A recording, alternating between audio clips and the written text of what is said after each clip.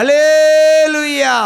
கடந்த சில வாரங்களுக்கு முன்பாக தான் ஒரு கப்பல் ஜலத்தில் மூழ்கும் என்று சொன்னது நடந்திருக்கிறது. உற்சாகமாக கையை தட்டலாம். யாக்கோபின் தேவன் என் தேவன், எனக்கென்றும் துணை அவரே.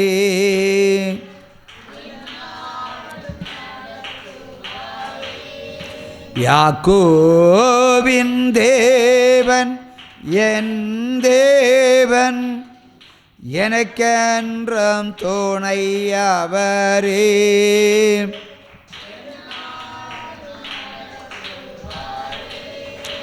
ஏதும் இல்லை என்று கவலை இல்லை, துணையாளர் என்னை விட்டு விலகவில்லை.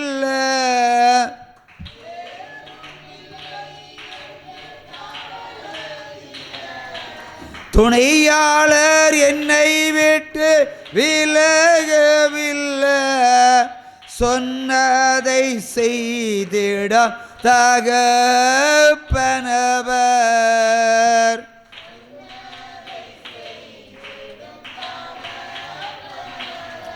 நம்புவேன் இறுதி வரை,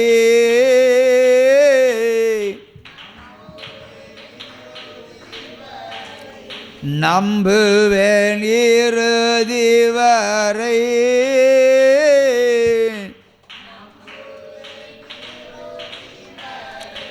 யாக்கோபின் தேவன் என் தேவன், எனக்கென்றும் துணை அவரே.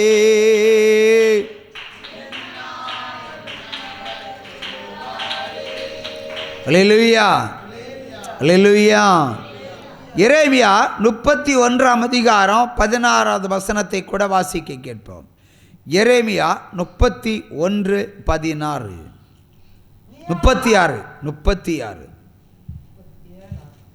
36, 37, சரி, வாசித்ததையும் வாசி, இதையும் வாசி. வாசித்ததையும் வாசி. அப்போ முதல்ல வாசித்தா இல்லை, எடு.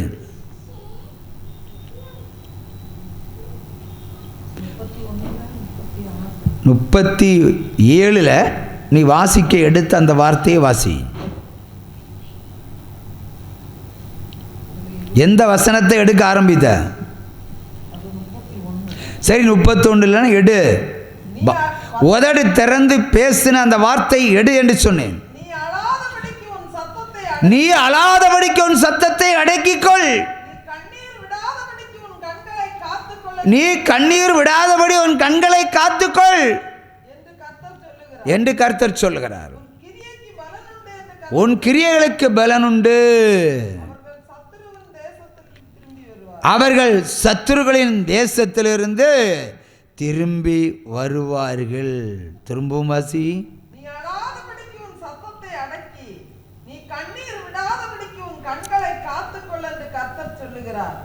உன் கிரியைக்கு பலன் உண்டு என்று கர்த்தர் சொல்லுகிறார். அவர்கள் சத்துருவின் தேசத்திலிருந்து திரும்பி வருவார்கள். அல்லேலூயா.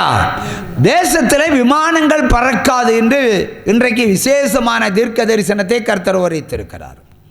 அப்படி சொந்த பந்தமெல்லாம் எங்கே இருக்கும்? சிலருடைய வீடுகளில் வெளிநாட்டில் இருப்பாங்க. விமானம் பறக்கலைன்னா எப்படி வருவாங்க? அல்லேலூயா. ஆனால் ஆண்டவர் சொன்னார், உன் நீ அழாத, கண்ணீர் விடாத, சத்துருக்கள் தேசத்திலிருந்து அவர்களை திரும்ப அழைத்து வருவது கர்த்தராக இருப்பார். உற்சாகமாக கையை தட்டுங்க. உலகம் முடிய போகுது. அவர் சொந்த தேசத்தில் இனி வாழ்ந்த வாழ பயின்று கொள்ளுங்கள். இனி பெரிய பெரிய நாடுகளில் போய் பெரிய பெரிய வேலை பார்க்கலாம் என்று எண்ணிக்கொள்ளாதீர்கள். பெரிய காரியத்தை தேடாதிருங்கள். உற்சாகமாக கையை தட்டலாம். அல்லேலூயா, அல்லேலூயா. நாகும் 1 அதிகாரம் 12வது வசனம். இந்த தெய்வம் நம்ம தெய்வம், நல்ல தெய்வம்.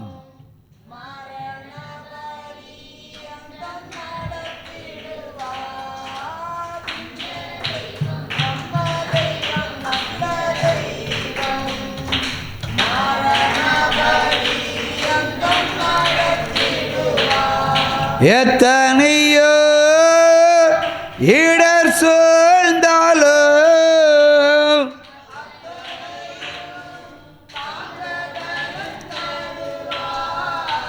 அந்தி சந்தி மதியான வேளையிலும் நான் முந்தி வந்து கர்த்தரை ஸ்தோத்தரிப்பேன்.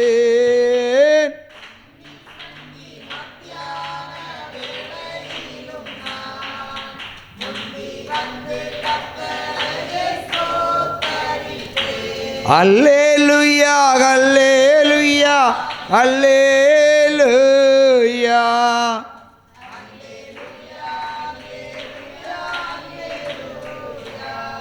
பாசி.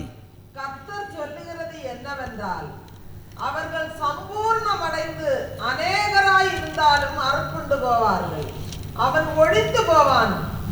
உன்னை நான் சிறுமைப்படுத்தினேன், இனி உன்னை சிறுமைப்படுத்தாதிருப்பேன். அல்லேலூயா. திரும்பவும் 2 முறை. கர்த்தர் சொல்லுகிறது என்னவென்றால், அவர்கள் சம்பூர்ணமடைந்து அநேகராய் இருந்தாலும் அறுப்புண்டு போவார்கள். அவன் ஒழித்து போவான். உன்னை நான் சிறுமைப்படுத்தினேன், இனி உன்னை சிறுமைப்படுத்த. திரும்பவும். கர்த்தர் சொல்லுகிறது என்னவென்றால், அவர்கள் சம்பூர்ணமடைந்து அநேகராய் இருந்தாலும் அறுப்புண்டு போவார்கள்.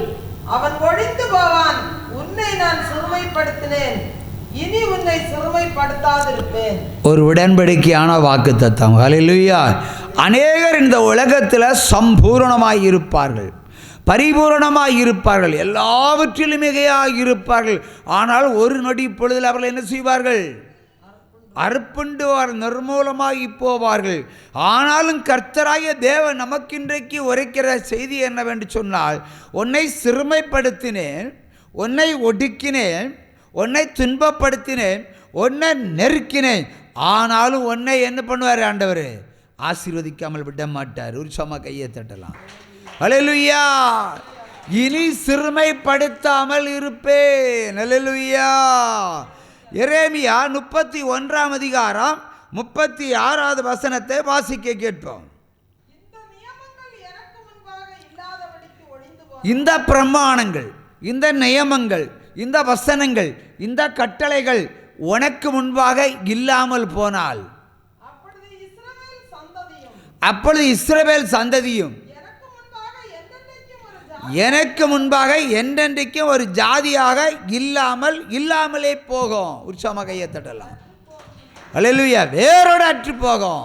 திரும்ப 2 முறை வாசி. இந்த நியமங்கள் எனக்கு முன்பாக இல்லாதபடிக்கு ஒழிந்து போனால், அப்பொழுது இஸ்ரவேல் சந்ததியும் எனக்கு முன்பாக என்றென்றைக்கும் ஒரு ஜாதியாய் இராதபடிக்கு அற்றுப்போம் என்று கர்த்தர் சொல்லுகிறார். அல்லேலூயா. இந்த நியமங்கள் எனக்கு முன்பாக இல்லாதபடிக்கு ஒழிந்து போனால், அப்பொழுது இஸ்ரவேல் சந்ததியும் எனக்கு முன்பாக என்னென்றைக்கும் ஒரு ஜாதியாய் இராதபடிக்கு அற்றுப்போம் என்று கர்த்தர் சொல்லுகிறார். அல்லேலூயா. இந்த நியமங்கள், மறுபடியும் சொல்லு, என் கட்டளைகள், என் நியமங்கள், என்னுடைய வசனங்களுக்கு நீ செவி கொடுக்காமல் போனால் நீ ஒரு இஸ்ரவேல் சந்ததியாக வேறற்று போவாய், இராமல் போவாய். நியமங்கள் உன்னிடத்தில் இல்லை என்று சொன்னால் நானும் உன்னிடத்தில் இல்லை. என்னுடைய கட்டளைகள் உன்னிடத்தில் இல்லை என்று சொன்னால் நீ இந்த உலகத்தில் இல்லை, வேறற்று போவாய் என்று சொல்கிறார். அவை எந்த கிறிஸ்தவனும் வேத வசனத்தின்படிதான் பின்பற்ற வேண்டும். வேத வசனத்தின்படிதான் ஒரு தொழிலை செய்ய வேண்டும். வேத வசனத்தின்படிதான் ஒரு வீடை கட்ட வேண்டும். வேத வசனத்தின்படிதான் என்ன செய்யணும்? ஸ்தாபனங்களை நிறுவிக்க வேண்டும். இல்லை என்றால் நீ வேறற்று போவாய். நேற்றைய தினம் ஒரு சகோதரியை சந்திக்கும் ஒரு பெரும் பாக்கியம் எனக்கு கிடைத்தது. அல்லேலூயா. ஒரு ஜெபத்திற்காக வந்தார்கள். ஒரு பெரிய காரியம், அடையாளம் சொல்ல முடியாது. ஆண்டவருடைய பிள்ளை அவர் என்ன சொன்னார்கள்னா, என்னுடைய பெற்றோர்கள் ஒரு சாமியாடி, குறி சொல்லுகிறவர்கள். நான் இயேசுவை கண்டு கொண்டேன், இயேசுவை தெரிந்து கொண்டேன், கடவுளாக ஏற்றுக்கொண்டேன், இப்பொழுது அதன்படி நடந்து கொண்டிருக்கிறேன் என்று சொன்னார்கள். இப்பொழுது அவர்களுக்கு ஏகப்பட்ட ஸ்தாபனங்கள், நானே பிரமிக்கும்படியான ஸ்தாபனங்கள் அவர்களுக்கு இருப்பதாக சொன்னார்கள். பேரை சொன்னால் எல்லாருக்கும் புரியும், தெரியும். தேவன் எல்லாவற்றையும் என்னை உயர்த்தினார். ஓகே, ஆண்டவர் ஏன் இவர்களை அழைத்து வந்தார் என்று சொன்னால், இப்பொழுது அவர்களுக்கு ஒரு துக்கம், ஜெபம் தேவைப்படுகிறது. இங்கு வந்தார்கள். ஆண்டவர் டப்புன்னு கேட்டார், ஜெபம் ஆரம்பிக்கும் முன்னாடி உன்னுடைய ஜென்ம பாவத்தை ஏன் இன்றைக்கு வரைக்கும் கழுவாமல் இருக்கிறாய்? என் நியமங்கள் உன்னிடத்தில் இல்லை, ஆகவே நானும் உன்னிடத்தில் இல்லை என்று சொன்னார். உற்சாகமாக கையை தட்டலாம். ஆகவேதான் இந்த துக்கம், அவதான் ஊரை விட்டு ஓட முடிய சூழ்நிலை, தப்பித்து போகும் நிலை, வெட்கப்படுத்தப்பட்ட நிலை. இந்நாள் வரைக்கும் எந்த துன்பமும் இல்லை. அப்படியே ஏறுமுகம் ஏறுமுகம் ஏறுமுகம் ஏறுமுகம், கடைசியில் ஒன்றுமில்லாமல் அறுப்புண்டு போகும் நிலை. நடுவில் பேசினார்கள், இந்திய அரசாங்கத்திலிருந்து ஒரு பெர்மிஷன் வாங்குறது மட்டும் 6 கோடி ரூபாய் மேல் நான் செலவு பண்ணியிருக்கிறேன் என்று சொன்னார்கள். 6 கோடி 6 கோடியை லஞ்சமாக கொடுத்து நான் அனுமதியை பெற்றிருக்கிறேன் என்று சொல்லியிருக்கிறார்கள். இப்படி எல்லா துறைகளிலும் லஞ்சத்தை கொடுத்து சில காரியங்களை கிறிஸ்தவர்களை செய்கிறார்னு சொன்னால், நியமங்கள் அவர்கள் பின்பற்றவில்லை. ஆகவே என்னுடைய நியமங்களை நீ பின்பற்றாதபடியினால் நான் உன்னிடத்தில் இல்லை, நான் உன்னை விட்டு விலகினேன், எல்லா சத்துரு உள்ளே புகுந்தார்கள், வெட்கப்பட்டு நிற்கிறாய். இப்படி சமாதானத்தை தேடுகிறாய். அவை எந்த இடத்துல பிரமாணத்தை விட்டாயோ அந்த இடத்துல நீ மறுபடியும் கடந்து சென்று அதை கிளியர் பண்ணு, உன் ஜென்ம பாவத்தை கழுவு.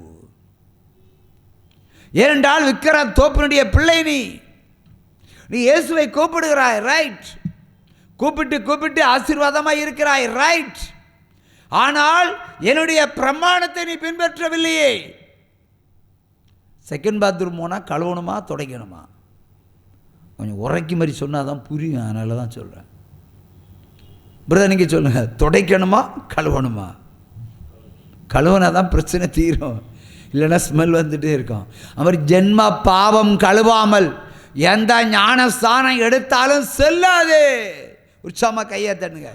நீ செகண்ட் பாத்ரூம் போய் தொடச்சிக்கிட்டு புத்தாடை உடுத்தாலும் என்னது ஸ்மெல் வந்துட்டு தான் இருக்கும், எவ்வளோ ஸ்ப்ரே அடித்தாலும். ஆகவே கழுவப்பட வேண்டும். ஒவ்வொரு மனிதனுடைய பிறப்பின் பாவத்தை கழுவி தொலை என்று தான் கர்த்தர் சொல்கிறார். இது மெயின் பிரமாணம். ஸ்ட்ரைட்டாக பேர் வச்சுருவாங்க, ருத்து, எஸ்தரு, யாக்கோபு, இஸ்ரவேலு, மோசே. எவனாவது ஒழுங்காக ஊழியம் செய்வானா? செய்ய மாட்டான். ஆனால் பேரை வைத்துக் கொள்ளுவார்கள். நல்ல வேளை நான் இவளுக்கு ஒரு பேரை வைக்கல, யார் என் பொண்டாட்டி வச்சன் ஒரு பேர் ஜீவராணி, அவ்வளோதான். ரூத்து எஸ்தர்னு ஒன்று வைக்கல.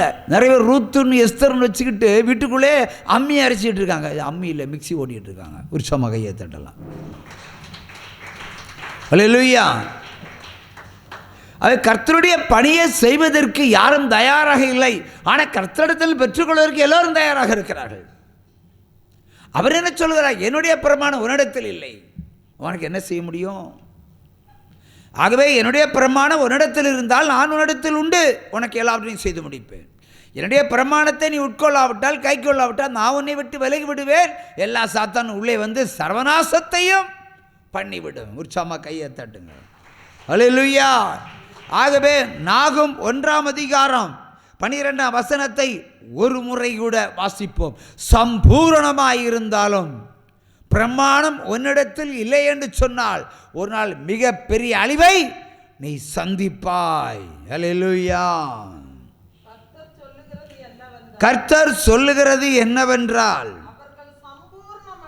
அவர்கள் சம்பூரணம் பரிபூரணம் அடைந்து அநேகராய் பலுகி பெருகி இருந்தாலும் அறுப்புண்டு போவார்கள். ஒரு நாள் அவருடைய கோபம் உங்கள் மேல் உதிக்கும். ஏன்னா ஒரு மனிதன் வாழ்வதற்கு 100 ஆண்டு காலம் வைக்கப்படுகிறது. 100 ஆண்டு காலத்தில் ஒரு நாள் ஒரு பாவ நிவாரணை செலுத்தி ஜென்ம பாவத்தை, அப்பம் பாவம், அம்மா பாவம், பாட்டி பாவம், தாத்தா பாவத்தை நீ கழுவாவிட்டால் நீ கிறிஸ்தவன் அல்ல.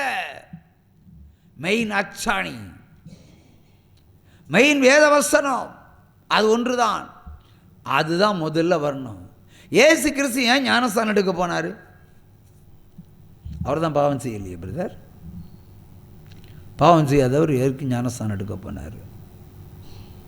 ஏதாவது ஒன்று சொல்லுங்கள் பாப்போம்.